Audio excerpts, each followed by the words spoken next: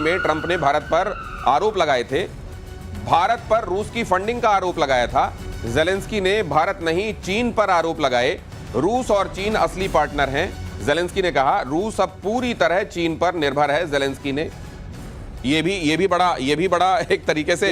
एक हफ्ते पहले ज़ेलेंस्की क्या बोल रहे थे कि वो जो 25% अतिरिक्त टैक्स लगा भारत पे वो जायज है, वो ठीक है। हाँ। और अब एक हफ्ते के अंदर ऐसा उनको कहां से ज्ञान क्या हुआ है, फिर हुआ क्या है? कि ऐसा क्या हुआ? ये तो बड़ा एम्बैरेसिंग हो गया ना उनका स्टेटमेंट ट्रंप के लिए। तो ऐसा एम्बैरेसमेंट क्यों महसूस करा रहे हो? ट्रंप के लिए जरूर हुआ है, लेकिन वो चाहते हैं भारत का सपोर्ट। उनको भी मालूम है कि भारत एक इंपॉर्टेंट प्लेयर बन सकता है इसके अंदर, जो रशिया के ऊपर प्रेशर डाल के इस प्रॉब्लम को सॉल्व कर सकता है। लेकिन ज़ेलेंस्की को ये नहीं पता कि ये प्रॉब्लम इतनी कॉम्प्लिकेटेड है। जब तक वो टेरिटोरियल कंसेशन नहीं देगा और डॉनबास का एरिया रशिया के पास नहीं आएगा, क्रीमिया के साथ, रशिया मानने वाला नहीं है। और जब भी आगे हम इस पे और चीज़ों पे भी इसके रिलेटेड डिस्कस करेंगे, लेकिन ये चीज़ मैं आपको बता रहा हूं। एक साइड ट्रंप है, उन्होंने एक हफ्ता पहले कहा था ज़ेलेंस्की को कि आपको डील करनी पड़ेगी, लेकिन अब एक हफ्ते के बाद कह रहा है यूरोपियन नेशंस को कि कोई भी उड़ता हुआ फाइटर जहाज या कुछ आता है रशिया की तरफ से, मार दो उसको, ठोक दो उसको हवा के अंदर ही। तो ये एक वो बात कर रहे हैं और उसके रोज ये बातें चेंज होती जा रही हैं। ये जब आपने उड़ता हुआ कहा ना सर, हाँ, ये उड़ता हुआ यहाँ हमको फाइटर नहीं लगा। ये असल में नेटो देशों को ये कह रहे हैं कि इस तरीके से करके तुम उड़ता हुआ जो है अमेरिका और रशिया के बीच में जो असल में चल रहा है उसमें खुद को ले आओ। वहां उड़ता हुआ असल में मेरे को तीर ज्यादा समझ में आ रहा है। अगली खबर देखिए, यूक्रेन युद्ध पर प्रेसिडेंट ट्रंप का बड़ा दावा। युद्ध ने रूस को कागजी शेर बना दिया है। युद्ध के चलते काफी मुश्किल में रूस नेटो की मदद से सारी जमीन जीत सकता है।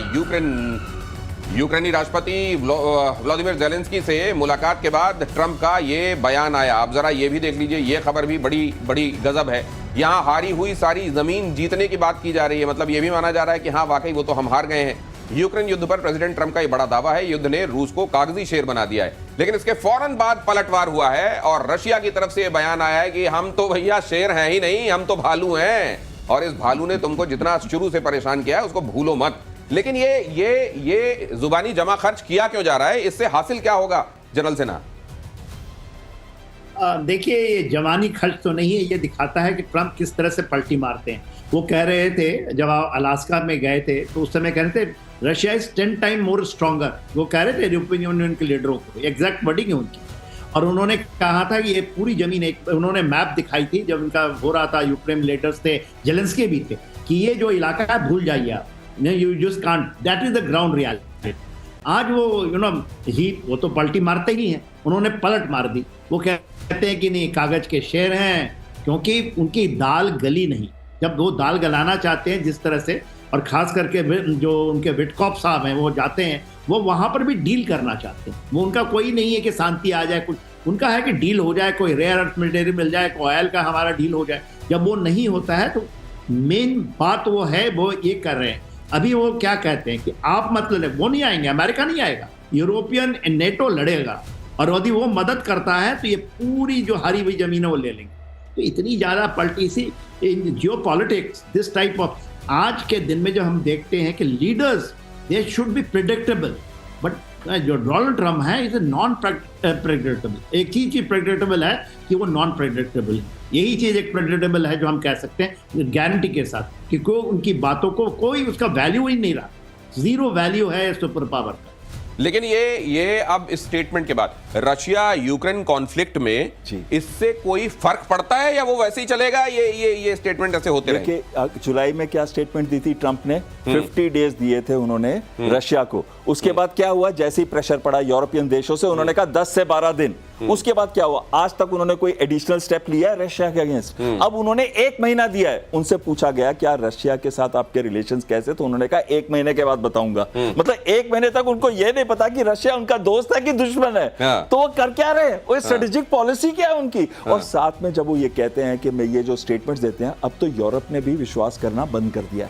वो उनको चाहिए सिर्फ ट्रूप्स, इनके उनको चाहिए एम्युनिशन, उनको चाहिए फंड्स, उनको ये वाली ज्ञान वाली स्टेटमेंट्स ट्रंप से नहीं चाहिए। सर मुझे तो वो गाना न जाने प्यार में कब मैं जुबान से फिर जाऊं, तेरी कसम है मेरा कोई एतबार नहीं, वो गाना अगर किसी पे फिट बैठता है तो वो ट्रंप है। और अगली खबर यह है, यूनाइटेड नेशंस में तुर्की के राष्ट्रपति एर्दोगन ने किया भारत पाकिस्तान सीज फायर का जिक्र। राष्ट्रपति एर्दोगन ने संयुक्त राष्ट्र महासभा में कश्मीर का राग अलापा।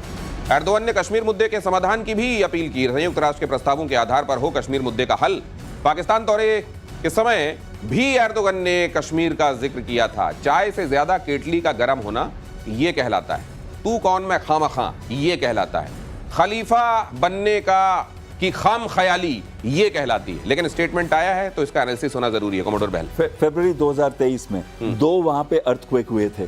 उस सबसे पहले किसने वहां पे जाके 60,000 लोग मरे थे उसके अंदर। ऑपरेशन दोस्ती। ऑपरेशन दोस्ती में किसने सबसे ज्यादा दिया था इक्विपमेंट? हिंदुस्तान ने। भारत ने दिया था। तो उसके बाद और उसके ही पीठ के पीछे आप चाकू मार रहे हैं। और दूसरी बात क्या कहते हैं इसको, एहसान फरामोशी। एहसान फरामोशी। उसके बाद क्या हुआ, उन्होंने एक यूएन जनरल असेंबली में कश्मीर का नाम या मुद्दा नहीं उठाया। पर फिर जब पहलगाम अटैक हुआ तो ऑप सिंदूर में किसके ड्रोन गए थे कश्मीर के अंदर? चाहे वो यीहा ड्रोन थे, चाहे वो सोंगर थे या TB2 थे, जो हमने मार गिराए। लेकिन श्रीनगर से लेकर जम्मू तक कौन ड्रोन भेज रहा था? पाकिस्तान। लेकिन ड्रोन किसके थे? टर्की के थे। यानी कि टर्की आउटराइटली पाकिस्तान को सपोर्ट कर रहा था उस समय भारत के अगेंस्ट, जिस भारत ने उनको मदद की जब उनको मदद करने की नीड थी। तो ये होता है, it takes all kind of people to make this world. ऐसे भी सही। और भारत को अपने हितों की सुरक्षा करनी आती है। कश्मीर हमारा था, है और रहेगा। और अगली खबर, संयुक्त राष्ट्र महासभा में ओम का उच्चारण। यूनाइटेड नेशन महासभा में इंडोनेशिया के राष्ट्रपति बोले ओम। इंडोनेशिया के राष्ट्रपति प्रोबोवो सुबियांतो का संबोधन ओम शांति ओम के साथ किया। संबोधन का समापन इंडोनेशियाई राष्ट्रपति ने सबको चौंकाया। इंडोनेशिया दुनिया का सबसे बड़ा मुस्लिम देश। और सिर्फ इतना नहीं, उन्होंने यह भी कहा कि अक्टूबर में जिस तरीके से हमास के लोगों ने हमला किया था इजराइल पर, क्या वो सही था? और अगर ऐसा था तो क्या आप कह सकते हैं कि स्वतंत्रता सेनानी थे? और अगर ऐसा नहीं है तो उनको कौन कहेगा कि आतंकवादी थे? हम क्यों गलत को गलत नहीं कहते हैं, ये कहा उन्होंने। और इससे बहुत सारे देशों को, खासतौर से पाकिस्तान और टर्की को निश्चित रूप से मिर्ची लगी होगी। लेकिन उनका ओम कहना और ये कहना कि आतंकवाद अगर गलत है तो उसको गलत कहने का मादा रखो, इसको कैसे देखा जाए? आइए चलते हैं जरा जनरल सिन्हा। ये बहुत बड़ी बात थी और ये वाकई दिखाता है कि सच को सच कहने का मादा आज के दौर में भी है और लोग कर रहे हैं।